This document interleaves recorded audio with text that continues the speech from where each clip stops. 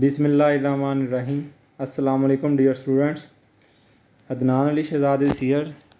This lecture is for the students of Principles of Macroeconomics in BS Economics second semester, BB Honors third semester, and MBA 3.5 second semester as well.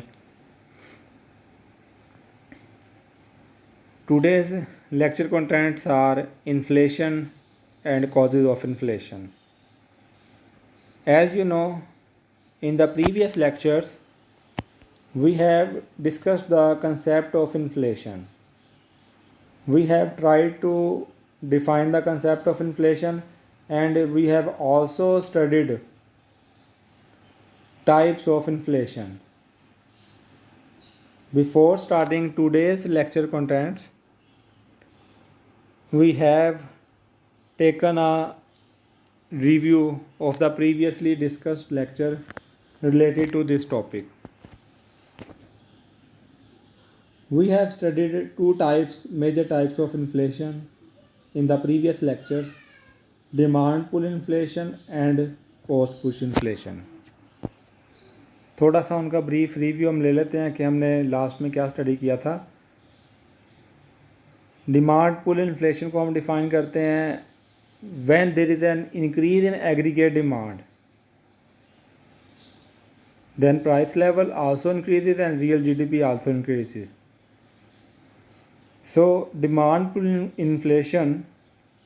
pull inflation occurs due to increase in aggregate demand. जो demand पुल inflation है वो aggregate demand के बढ़ जाने की वजह से होता है. Second type is cost push inflation.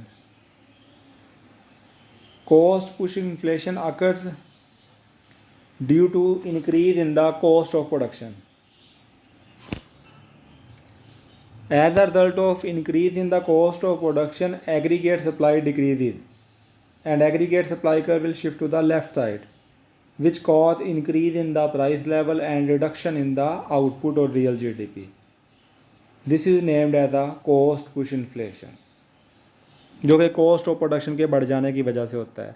जब cost of production बढ़ जाती है तो aggregate supply कम हो जाती है, जिससे aggregate supply curve leftward shift हो जाएगा, जो कि प्राइस में इजाफे का और जीडीपी में कमी का सबब बनेगा. This is cost push inflation and this situation is also named as stagflation, कि प्राइस लेवल बढ़ गया, जीडीपी कम होगी. This situation is also named as stagflation. So you can say that increasing prices and reducing output at the same time is called stagflation, और you can say that increasing prices and increasing unemployment is called stagflation. इस तरीके से भी आप इसको define कर सकते हैं. Then we have also studied another definition of another type of inflation, that is hyper inflation. When price level increases at 100%, 200% rate and on daily basis, monthly basis, this situation is called hyper inflation. बाज़ औक़ात prices बहुत ज़्यादा तेज़ी से बढ़ती हैं, 100% rate पे, 200% rate पे, may be more than that, उसको हम हाइपर इन्फ्लेशन बोलते हैं. In the previous lecture we have also discussed who is hurt by inflation and who is unaffected by inflation. Commonly fixed income receiver, creditors,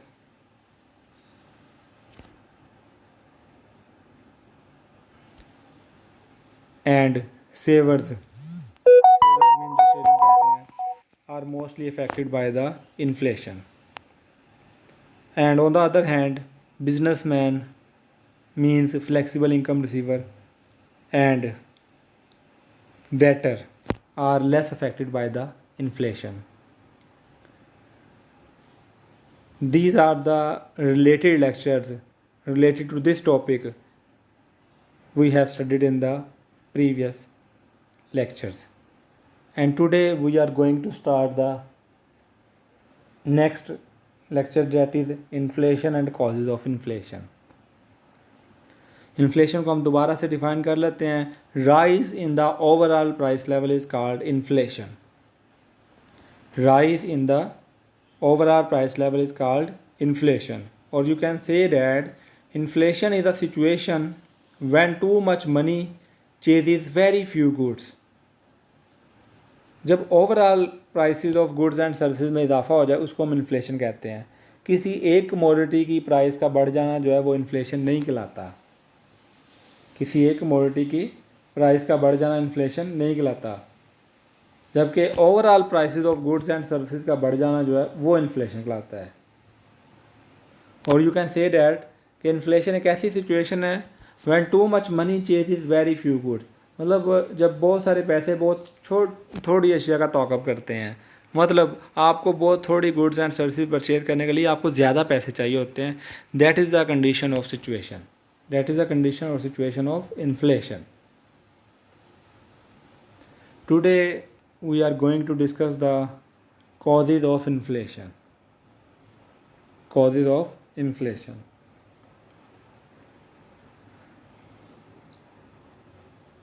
First one is that is primary cause. सबसे पहला इसका primary cause तो यही है कि when aggregate demand is greater than aggregate supply. जब aggregate demand ज़्यादा हो जाए, या आप ये कह लें कि जब एग्रीगेट सप्लाई कम हो जाए। जब एग्रीगेट डिमांड और एग्रीगेट सप्लाई में इम्बैलेंस हो तो मैंने बोला था इकोनॉमिक फ्लक्चुएशन जनरेट होती हैं, इकोनॉमिक प्रॉब्लम जनरेट होती हैं।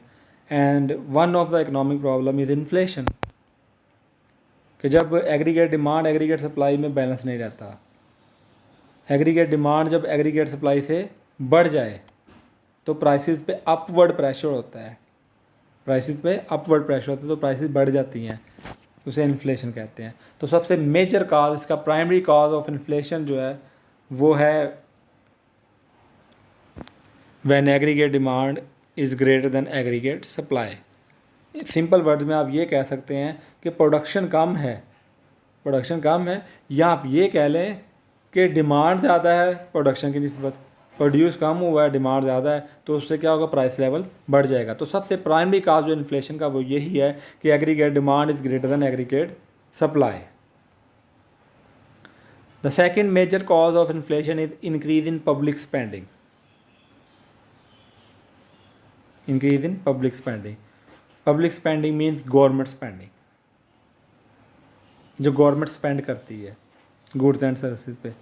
ऑब्वियसली गवर्नमेंट जितनी स्पेंडिंग करेगी, जितना लोगों में ज़्यादा पैसा आएगा, लेकिन स्पेंडिंग करती है गवर्नमेंट, तो गवर्नमेंट सर्विसेज लेती है, तो उसके बदले में सर्विसेज लेती है या गुड्स लेती है, परचेज करती है, तो उसके बदले में लोगों को पैसा पे करती है, इनकम पे करती है। तो लोगों में जितना ज़्यादा पैसा ट्रांसफ़र होगा उतना ही ज़्यादा प्राइस लेवल इंक्रीज करेगा, उतना ही इन्फ्लेशन होगा। इस बारे में आप क्वांटिटी थ्योरी ऑफ मनी को भी फॉलो कर सकते हैं। क्वांटिटी थ्योरी ऑफ मनी ये कहती है double the quantity of money double will be the price level and half will be the value of money. Quantity theory of money ये कहती है double the quantity of money double will be the price level and half will be the value of money. कि अगर हम quantity of money को double कर दें, तो उससे प्राइस लेवल भी डबल हो जाएगा, जबकि वैल्यू ऑफ मनी जो है वो हाफ हो जाएगी।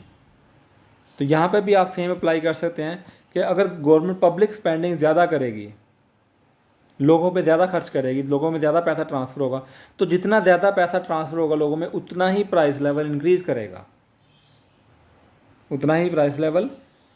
करेगा, इसे दूसरे एंगल से भी ले सकते हैं आप कि जितनी गवर्नमेंट स्पेंडिंग ज़्यादा होगी उतनी ही एग्रीगेट डिमांड ज़्यादा होगी।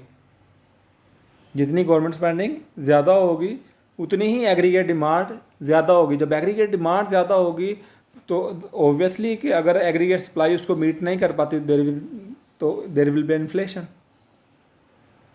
पब्लिक स्पेंडिंग ज़्यादा होने से, गवर्नमेंट स्पेंडिंग ज़्यादा होने से एग्रीगेट डिमांड में इजाफा होगा। As you know aggregate demand is equal to C + I + G + NX and G is government spending. G बढ़ेगा तो एग्रीगेट डिमांड बढ़ेगी। जब एग्रीगेट डिमांड बढ़ेगी तो अगर एग्रीगेट सप्लाई उसको नहीं मीट कर पाती तो इन्फ्लेशन हो जाएगा। अगर तो एग्रीगेट सप्लाई भी उतनी साथ बढ़ी है फिर तो ठीक है, एग्जैक्ट है, फिर प्राइस लेवल चेंज नहीं होगा। लेकिन अगर एग्रीगेट सप्लाई जो है वो एग्रीगेट डिमांड जो इजाफा हुआ उसको नहीं मीट कर पाती तो इन्फ्लेशन हो जाएगा।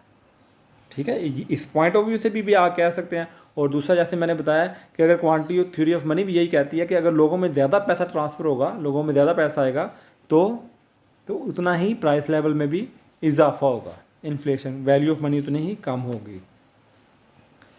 The third cause of inflation is deficit financing. The third cause of inflation is deficit financing. अब देखें डेफिसिट फाइनेंसिंग, पहले हम देखते हैं बजट डेफिसिट क्या होता है। देखें when government spending is greater then taxes. देखें बजट बनता है, वो आप लोगों से रेवेन्यू गवर्नमेंट कलेक्ट करती है, ये गवर्नमेंट की इनकम बन जाती है, रेवेन्यू बन जाता है। फिर आप लोगों पे स्पेंड करती है, बजट बना के देती है कि ये हमने कलेक्ट किया, ये यहाँ पे स्पेंड करना है। और मोस्टली हम देखते हैं कि बजट डेफिसिट भी साथ देती है कि स्पेंडिंग ज़्यादा होती है, रेवेन्यू कलेक्ट कम हुआ है। गवर्नमेंट स्पेंड ज़्यादा कर रही होती है, जो प्लान होता है कि स्पेंडिंग ज़्यादा है और रेवेन्यू जो कलेक्ट हो रहा था वो कम होता है। इन दोनों का जो डिफरेंस है वो बजट डेफिसिट कहलाता है। When government spending is greater then tax collection, ठीक है, तो इसको बजट डेफिसिट बोलते हैं हम। तो जो एक्स्ट्रा पैसे, गवर्नमेंट स्पेंडिंग ज़्यादा है, टैक्सेस कम है, तो वो जो एक्स्ट्रा पैसे खर्च करने हैं वो कहाँ से आएंगे गवर्नमेंट के पास? उसके लिए गवर्नमेंट क्या करती है? डेफिसिट फाइनेंसिंग करती है, नए नोट इशू करती है। क्या बोलते हैं उसे? Deficit financing. जो बजट डेफिसिट है ना, उसको फुलफिल करने के लिए नए नोट इशू करती है, उसको बोलते हैं deficit financing. When government expenditure is greater than taxes, when government expenditure is greater than taxes, जब गवर्नमेंट एक्सपेंडिचर टैक्सेस से ज़्यादा हो तो उसको बोलते हैं बजट डेफिसिट। तो वो जो बाकी पैसा कहाँ से फाइनेंस होना है उसे बोलते हैं बजट डेफिसिट फाइनेंसिंग। तो वो जितना वो नए नोट इशू होंगे, ठीक है, नए नोट इशू होंगे या लोन लेंगे इंटरनल, तो जितने ज़्यादा नोट इशू होंगे उतनी, मतलब क्वांटिटी ऑफ मनी बढ़ रही है ना, क्वांटिटी थ्योरी ऑफ मनी के अकॉर्डिंगली बिल्कुल। तो जितने ज़्यादा नोट इशू होंगे, लोगों में ज़्यादा नोट आएंगे, तो उतनी ही मतलब क्वांटिटी ऑफ मनी बढ़ेगी, मनी सप्लाई बढ़ेगी। ऑब्वियसली मनी सप्लाई बढ़ना, क्वांटिटी ऑफ मनी बढ़ना एक ही बात है। जितनी मनी सप्लाई ज़्यादा होगी उतना ही प्राइस लेवल ज़्यादा होगा और उतनी ही वैल्यू ऑफ मनी हाफ होगी। जिस तरह मैंने बताया कि क्वांटिटी थ्योरी ऑफ मनी भी यही कहती है कि जितनी मनी सप्लाई ज़्यादा होगी, या ये कह लें जितनी क्वांटिटी ऑफ मनी ज़्यादा होगी, एक ही बात है, money supply quantity of money एक ही बात है। जितनी मनी सप्लाई ज़्यादा होगी उतना ही प्राइस लेवल ज़्यादा होगा, उतनी ही वैल्यू ऑफ मनी हाफ होगी। तो डेफिसिट फाइनेंसिंग से क्या होता है? डेफिसिट फाइनेंसिंग मतलब बजट डेफिसिट को पूरा करने के लिए गवर्नमेंट जो है वो नए नोट छापती है। तो जितनी डेफिसिट फाइनेंसिंग ज़्यादा होगी उतना ही प्राइस लेवल ज़्यादा होगा। That is the major cause of inflation. Deficit financing is the major cause of inflation, कि जितने ज़्यादा नोट बजट डेफिसिट को फाइनेंस करने के लिए गवर्नमेंट इशू करती है उतना ही ज़्यादा इन्फ्लेशन होगा। क्लियर है बेटा point? Fourth major cause of inflation is increased velocity of circulation. Velocity of money basically क्या होती है, पहले आपको ये जानना जरूरी है। वेलोसिटी ऑफ मनी मतलब एक नोट इशू होता है गवर्नमेंट की तरफ से 1000 का, तो वो जाहिर है वो एक दफ़ा तो गुड्स एंड सर्विसेज परचेज नहीं करता ना नोट, तो वो जितना एक साल में सर्कुलेट होता है उसको हम वेलोसिटी ऑफ मनी बोलते हैं। एक 1000 का नोट साल में एवरेज कितना जो है वो कितनी जगह मूव होता है, कितनी दफ़ा परचेज करता है, उसको हम बोलते हैं वेलोसिटी ऑफ मनी। तो जितनी वेलोसिटी ऑफ मनी या वेलोसिटी ऑफ सर्कुलेशन ज़्यादा होगी उतनी ही एग्रीगेट डिमांड ऑब्वियसली ज़्यादा होगी और उतना ही प्राइस लेवल ज़्यादा होगा। ठीक है ना, एक नोट जो है वो जितनी ज़्यादा ख़रीदारी करेगा, जितना ज़्यादा सर्कुलेट होगा, उतनी ही एग्रीगेट डिमांड ज़्यादा होगी। जितनी सर्कुलेशन ऑफ मनी या वेलोसिटी ऑफ मनी ज़्यादा होगी उतनी ही एग्रीगेट डिमांड ज़्यादा होगी, और जितनी एग्रीगेट डिमांड ज़्यादा होगी उतना ही इन्फ्लेशन होगा अगर एग्रीगेट सप्लाई उसको नहीं मीट कर पाती तो। दोबारा बोल देता हूँ, velocity of circulation, velocity of money. एक नोट पब्लिश हो गया, इशू हो गया गवर्नमेंट ऑफ पाकिस्तान की तरफ से, तो वो साल में कितनी दफ़ा एवरेज परचेज मतलब मूव करता है, सर्कुलेट करता है, कितनी दफ़ा उससे परचेज गुड्स एंड सर्विसेज की जाती हैं, तो उसका जो एवरेज बनता है उसको हम वेलोसिटी ऑफ मनी कहते हैं। इसका प्रॉपर एक फार्मूला है, आपने शायद मॉनेटरी पॉलिसी में आप पढ़ें, शायद मनी बैंकिंग और फिनांस है, मनी बैंकिंग एंड फिनांस का कोर्स आता है, उसमें भी आपने पढ़ा होगा, या मॉनेटरी थ्योरी का आगे कोर्स आएगा फर्दर सेमेस्टर्स में, उसमें भी आप पढ़ेंगे। तो जितनी वेलोसिटी ऑफ मनी ज़्यादा होगी, ऑब्वियसली जितना नोट ज़्यादा सर्कुलेट हुआ है उतनी ही एग्रीगेट डिमांड ज़्यादा होगी, और जितनी एग्रीगेट डिमांड ज़्यादा होगी और अगर एग्रीगेट सप्लाई इसको नहीं मीट कर पाती तो उतना ही इन्फ्लेशन होगा।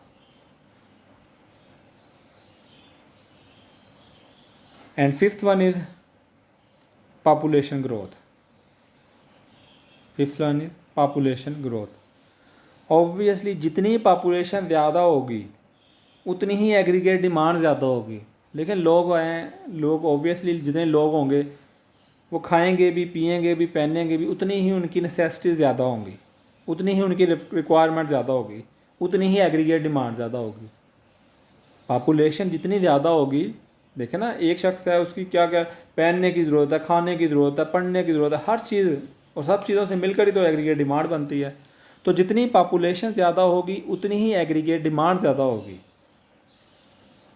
और जितनी एग्रीगेट पॉपुलेशन ज़्यादा होने से एग्रीगेट डिमांड ज़्यादा होगी, अगर एग्रीगेट सप्लाई उसको नहीं मीट कर पाती तो ऑब्वियसली उतना ही इन्फ्लेशन ज़्यादा होगा। ठीक है, ये सारे जो कॉजेज़ हैं ये बेसिकली इम्बैलेंस क्रिएट करते हैं एग्रीगेट डिमांड में और एग्रीगेट सप्लाई में, और अगर हम इम्बैलेंस ना क्रिएट होने दो तो ऑब्वियसली इन्फ्लेशन नहीं होगा, क्योंकि जाहिर है हम इकोनॉमिक फोर्सेस भी यूज़ करते हैं कि ताकि इन्फ्लेशन ना हो, कोशिश करते हैं गवर्नमेंट। ठीक है, बाज़ औक़ात कहते हैं कि जी पॉपुलेशन बढ़ गया तो इन्फ्लेशन नहीं हुआ, तो ऑब्वियसली वो उन्होंने पॉलिसी अडॉप्ट की होगी साथ में, ठीक है, ताकि इन्फ्लेशन भी ना बढ़े। ठीक है, पॉलिसी अडॉप्ट करते हैं इन्फ्लेशन से बचने के लिए हम। So these are the causes that we have studied today. Further causes we will discuss in the next lecture. If you have any query, you can also comment me on Google Classroom, on YouTube channel, and my students can also discuss it with me during online session on Zoom. Thank you so much, students. Stay blessed. Allah Hafiz.